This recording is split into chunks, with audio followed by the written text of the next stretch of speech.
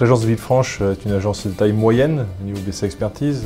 Elle traite environ 10 000 dossiers an. Elle a la spécificité de travailler sur le secteur périlyonnais, donc avec pas mal de grandes agglomérations et aussi faire pas mal d'agricoles. L'agence de Villefranche avait un objectif qui lui était donné par l'entreprise, c'est-à-dire faire plus de dossiers d'expertise à distance.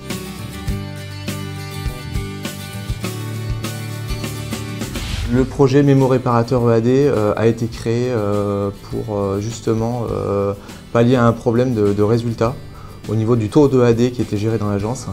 Donc ce taux avait du mal à décoller, on était tout juste à l'objectif, voire même un petit peu en dessous. L'équipe du standard a été composée durant la phase de déploiement d'Apollo.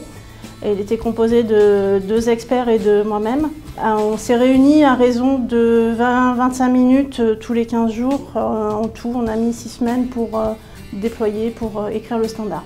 Alors on a analysé des dossiers EAD qu'on avait reçus. Et de là, les experts, puisque c'est plus leur domaine, nous ont expliqué qu'avec certaines photos, ils ne pouvaient pas traiter les dossiers. Le point de départ, on va dire, on avait beaucoup de dossiers qui arrivaient en photo-expertise, donc avec des photos de qualité médiocre. Donc beaucoup de dossiers qu'on repassait en terrain, car les garages n'arrivaient pas à faire des photos correctes. Donc du coup, des dossiers qui étaient initialement initiés en EAD, c'est des dossiers qu'on passait en terrain.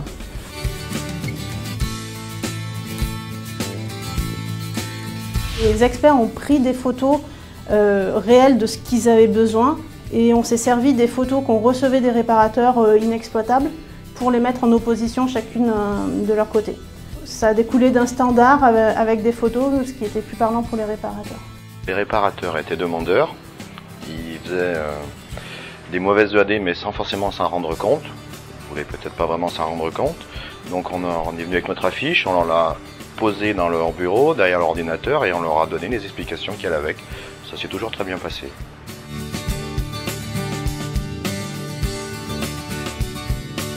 C'est plus facile de faire des EAD. On a moins au niveau des photos déjà, on a moins de photos sombres, de photos floues, de choses comme ça. On voit mieux les dommages. Donc on repasse moins les véhicules en terrain et on gagne du temps. Le bénéfice pour l'assuré, c'est le gain de temps, l'immobilisation de son véhicule. Pour l'émetteur, c'est proposer du service et également réduire les honoraires pour l'expertise. Et pour l'expert, c'est se déplacer à bon escient, donc éviter de se déplacer pour des chocs bénins. Aujourd'hui, au niveau des chiffres, nous avons passé une année 2013 où nous avions un taux d'EAD cumulé sur l'année de 30,2%, donc qui était tout juste à l'objectif. Et aujourd'hui, grâce à la mise en place de ce support, notre taux d'EAD ne fait qu'augmenter. Et nous, au mois d'août 2014, nous venons de passer la barre des 35% de dossiers traités en EAD.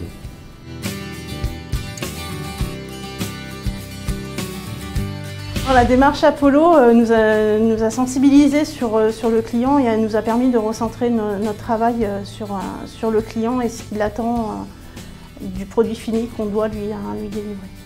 Le travail en équipe, pour moi, je le découvre parce qu'en tant qu'expert détaché, je ne suis pas à l'agence ou très peu. Donc là, ça me permet de connaître mieux mes collègues de travail. Effectivement, plutôt que de travailler tout seul dans son coin à chercher des solutions, on n'avance pas. On se réunit donc avec l'ensemble des collègues et là, rapidement, on trouve des solutions concrètes qui sont vraiment efficaces. Le projet Apollo, c'est vrai que ça permet de prendre du recul vis-à-vis de tout ce qu'on fait au quotidien. Donc, on analyse un petit peu ce qu'on fait bien, ce qu'on fait mal. On prend du recul et on cherche des solutions pour pallier au problème, gagner du temps et travailler donc en efficacité, tout simplement, pour le service du client.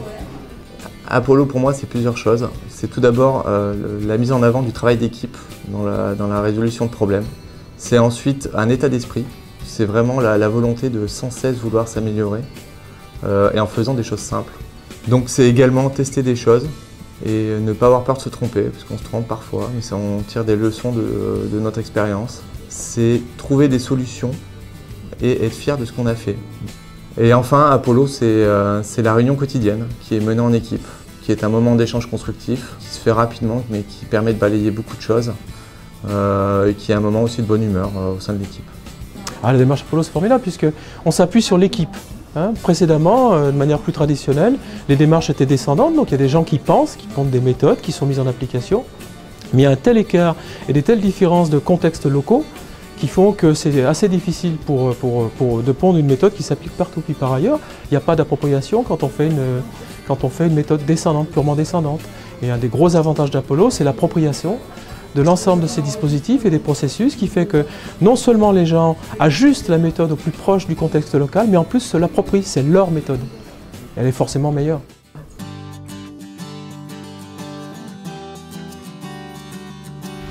Alors les prochaines étapes dans le déploiement d'Apollo, là on a fait à peu près les 3/4 des agences, donc il faut qu'on termine le quart restant des agences bien entendu.